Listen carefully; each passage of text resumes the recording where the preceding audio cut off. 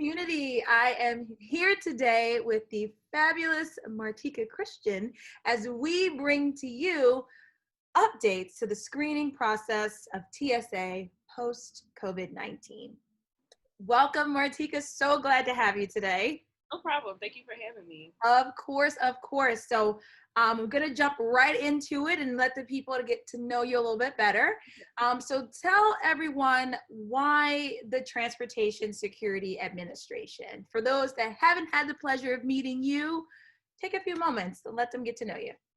So I chose TSA because it was something different. I came from an office job where I just sat down all day. I had a lot of downtime, so I kind of felt like I should try something different. So with TSA, I'm able to help people. I'm standing up. I'm moving around all day. It's different.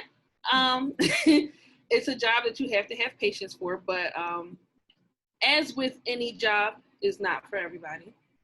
as with any job, but the helpful aspect of it is what I like, and it's like you find out so much. Like I would travel.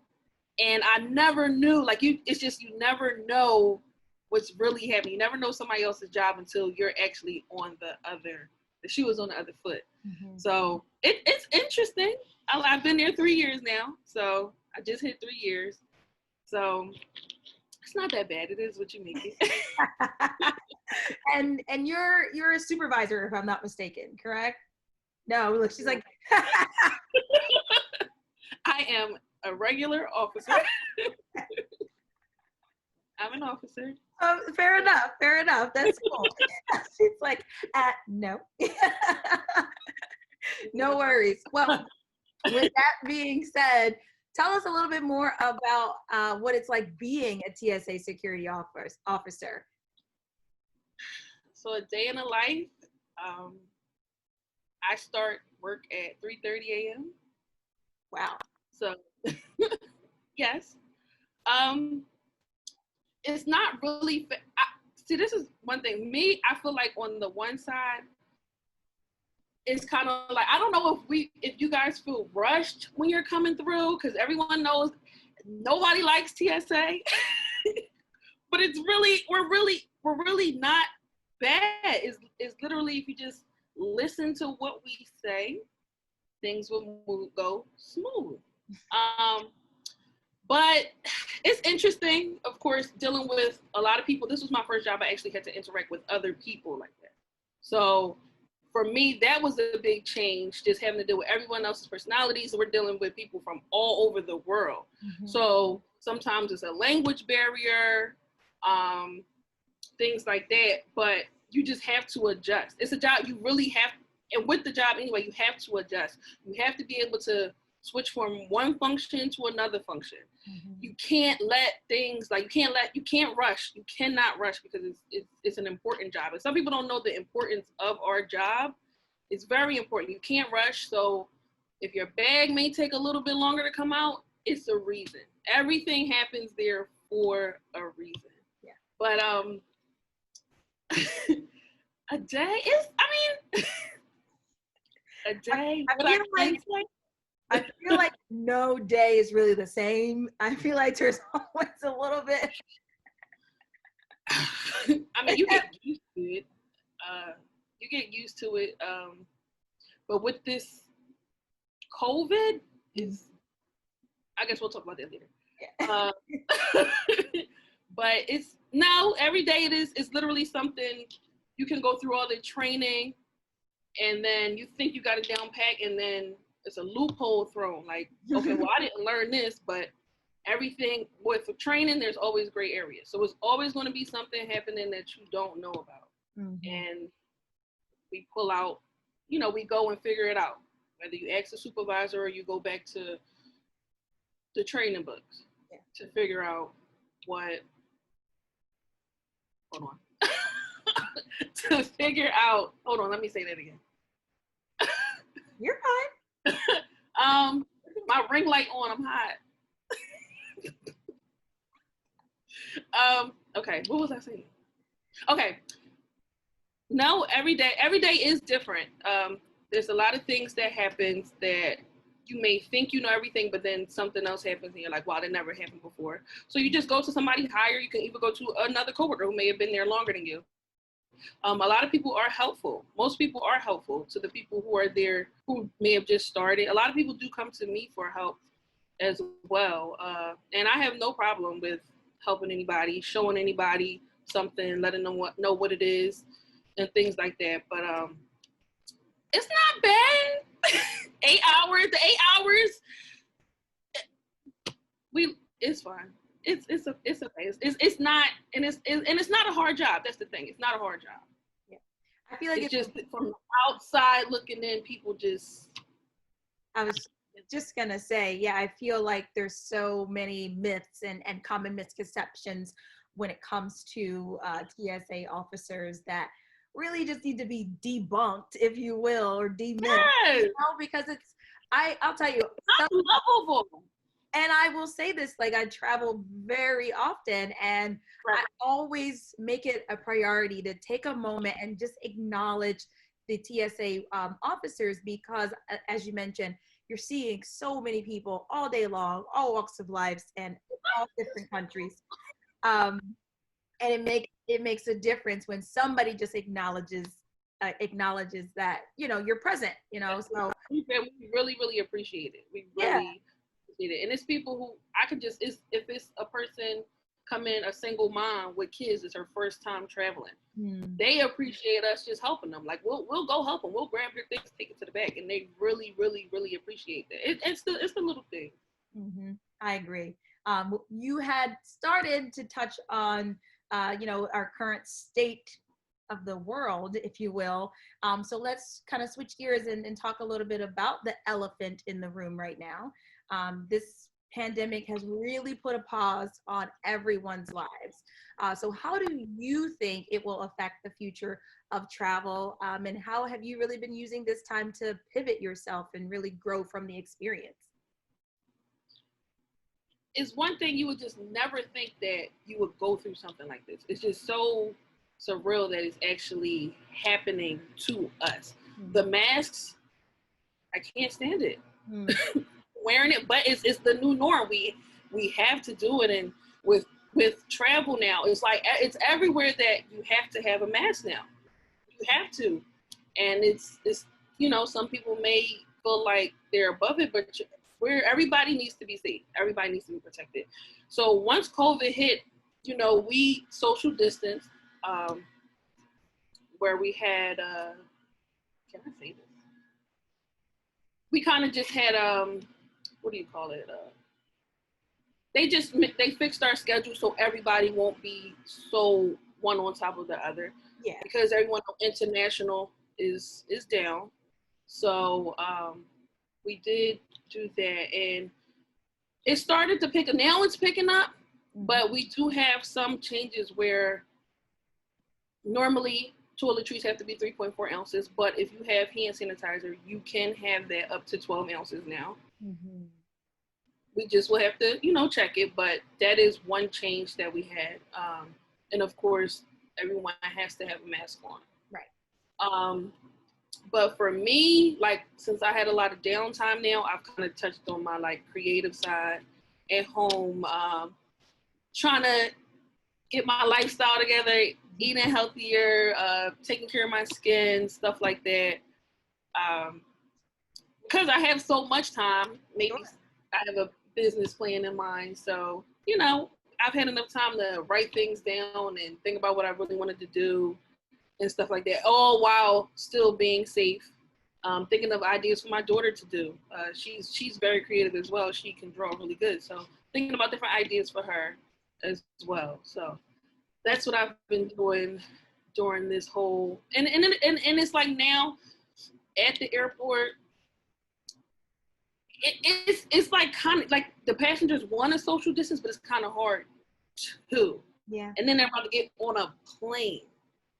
So it's kind of like, I mean, we're doing our best. We do have other precautions that we have to take for the passengers, but for them, it kind of seems, some of them still kind of seem like, you know, guys, space out a little bit, 6 feet, everybody's cramped up. Yeah. back up. But I mean, more and more people are flying out now that other places are opening. So, it's interesting to your point about how some people are very much conscious of the 6 feet, whereas others are almost basically back to their autopilot, if you will, of how they are when they go through TSA, through the airport, and they're just moving and grooving as such.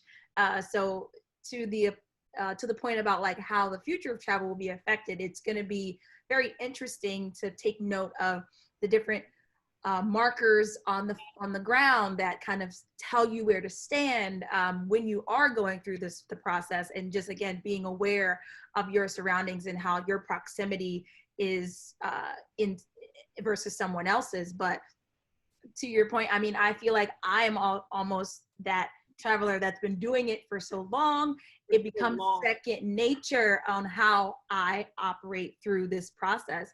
And you can tell who's seasoned and who's not. Yeah. You can tell. Yeah. So to your point as an officer, it's great to know that you guys are still being conscious and just trying to encourage people to keep that distance and just be aware, because like you said, like some people are they're just going, that's what they do. Right. So this is like, oh, I'm back to what I do. Kids and it's large families traveling. And I get with the families, everyone wants to stay together, but it's still other people around too. So, well, you did already kind of start to talk about some of the new updates that people can expect with the screening process. It's, after, or I guess surrounding the pandemic. So let's switch gears now into our topic for today. And again, for those of you who didn't join us at the top of the program, Martyca does work for the Transportation Security Administration, so she knows what's going on. So we're going to tell you, or she's going to tell you, I should say, a couple of updates that you can expect for the screening process when you're going through TSA post-COVID. Okay, so I would just say, number one, everybody just be patient. There are a lot of new travelers flying out, so they may not know if you've been flying for years and this is their first time. So it may take them a little bit more time. And then you have to be aware of the people with children. It's going to take a woman with 3 kids longer than just one person to get through. So I would say, number one, be patient. Number two, everyone must have a face covering on. It's all on the news everywhere. You have to have a face mask. You have to have something covering your face just for your safety as well as ours, everyone around you. As far as the toiletries go, as you guys should know, toiletries should be 3.4 ounces and under. But for hand sanitizer, you can have it up to 12 ounces. Just because of the whole pandemic and everything, we'll still have to get tested, but it can go up to 12 ounces. So that's the biggest thing. That everything else is more so for us. Sure. But passenger wise, you can have your hand sanitizer and you have to have a face covering and be patient. Yeah. Please be patient. Be patient with us. Be patient with everyone else. Just be patient. Show up 2 hours before your flight. That's number one. For the patients, show up 2 hours before your flight, because it's not fair to us or everyone else if it's, well, my flight is leaving. You have to be here 2 hours. Even if you're waiting for an hour, you have to be here 2 hours before your flight. That's the safest thing you could do, is show up 2 hours so you can make sure security can be breached. You can take your time during security. And even if you do have to get a bag checked or something, you don't have to rush. We don't have to rush it, because we can tell who's rushing. Mm-hmm. We can tell. We'll literally say, are you in a rush? And they'll say, yeah, my flight leaves at 10:45 and it's 10 o'clock. And we're like, you can calm down. You have time. You have time. You can calm down. But that's just different. We know who knows that and who doesn't. Yeah. So, like I said, and we're always here to help. All you have to do is ask us And if we can't help you, we will direct you to someone who can help. Now, I will say I have flown during quarantine and now I guess post quarantine as well. And one major, I want to say, change that I noticed was I didn't have to present my ID or, well, not like I had to show it, but I didn't have to hand it over. And I didn't also have to scan my boarding pass on, like, place my cell phone on the screen that normally would read that pass. And I've flown a few times and I've noticed that. And so I would assume that that's more or less not to transfer the germs of which your cell phone harbors. But is that going to be something that we see consistently, or is that? So every airport is different. Okay. Every airport. So we're checking your ID. Mm-hmm. No, I won't say that. My ID was checked. It just was, I held it up to my face rather than normally handing it over to the TSA security officer. I can only speak for us. There's certain things we have to do with your ID. So we are still actually taking them. But we do have another machine that also it's an easier process for some who are allowed to use it, but I'm not too sure about that procedure. At my airport, we are still, but like I said, every airport is different. And then with COVID, things change so much. We're getting changes every time we go to work. So that could be something that could happen in the future. But as far as I know, I'm checking everything. And I think you make a wonderful point, which is every airport does have different standards. And everybody doesn't know that. Everybody, because they will say, I do. Well, in California, yeah, we didn't have to do this. Yeah. And it's very good to know. So community, please be aware, every airport has different standards. Because I know when I'm traveling internationally, I'm always like, ready to take my shoes off, and not every airport requires that. So again, it is very much different. So you definitely want to be aware that flying in California versus flying in Philadelphia, you could have different procedures. Everything is awesome. Well, before I let you go, I want to thank you so much for sharing today. I won't keep you long. You gave us some great little nuggets to keep in mind as we start to hit the skies again, post-quarantine, I should say, because COVID is definitely not over, but quarantine is lifting. And my last thing before you go, it's my favorite question that I love to ask after every interview. What's the craziest work story that you can share? Has to be entertaining and possibly not too graphic.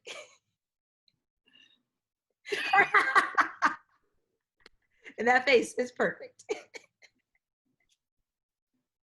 Crazy, I probably can't say, but the days that I enjoy are celebrities. That's one thing I enjoy, because the crazy ones is I've met a lot of people, and a lot of celebrities are nice, but some of them you can kind of tell they don't want to be bothered. Which is who's the coolest? And what was your biggest fan moment? Like, what person did you meet when you were like, oh my gosh? Well, Usher came through one day and we couldn't believe it was him. And we're like, somebody's like, he looks like Usher. And we're like, he does. Maybe that's his little brother. And we look closer, we like, oh my gosh.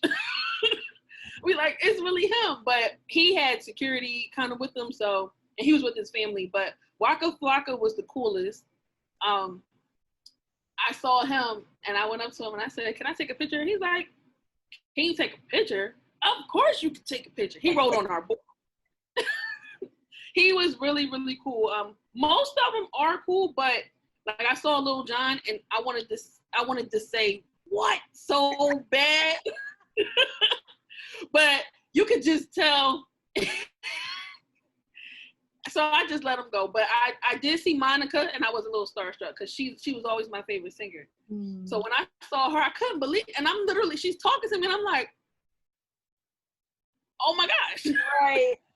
So for the most part, the celebrities are cool, but you can always tell when they don't want to be bothered. Yeah. So that's fair. I can't really get into the crazy stories, but I'll get into the positive ones. That's all right. Like I'm here for it. I love a good fan moment. I mean, sharing them, and I'm like you said, in your line of work, you get to see them often. So having those moments and still being able to enjoy your work atmosphere is so important. Like so important. So thank you so much for sharing that. Is there any last minute tips, tricks, thoughts, advice that you'd like to share with the community before we get out of here? I'll just reiterate, everybody, be patient, be safe. If you want to bring your gloves, you also can wear your gloves through. I would suggest gloves. I would suggest wearing socks because you do have to take your shoes off. I suggest socks because people say, oh my gosh, I don't have socks on my feet and this floor. And I get that, but bring socks to the airport because you most likely will have to take off your shoes. Bring socks, be patient. Go to TSA.gov. Check and see what you can and can't bring. That's important. Check and see everything is there, what you can and can't bring. Toiletries, 3.4 ounces or less. So your travel size toiletries are good to go. But if you have any questions, TSA.gov, that should be able to answer everything. Make sure you check your bags before you come through. Make sure there's nothing in there that's not supposed to be in there. And just stay as safe as possible during all this COVID. Show up 2 hours early. 2 hours early. That's important. I want y'all to know, please show up 2 hours early because Martyca has now said this 3 times. So just be on time, okay? Show up early. Go to the food court. Eat before you go on the flight. I love it. I love it. Thank you. Thank you so much. Thank you so much today. Of course, and we will be sure to include all the links, TSA.gov, travel.state.gov, so that people can stay informed and be educated as they start to travel a little bit more. And thank you again, Martyca. It's been an absolute pleasure. Thank you for sharing. Thank you for taking the time to share. And as always, community, it's been my pleasure. It's Tosh. We're out.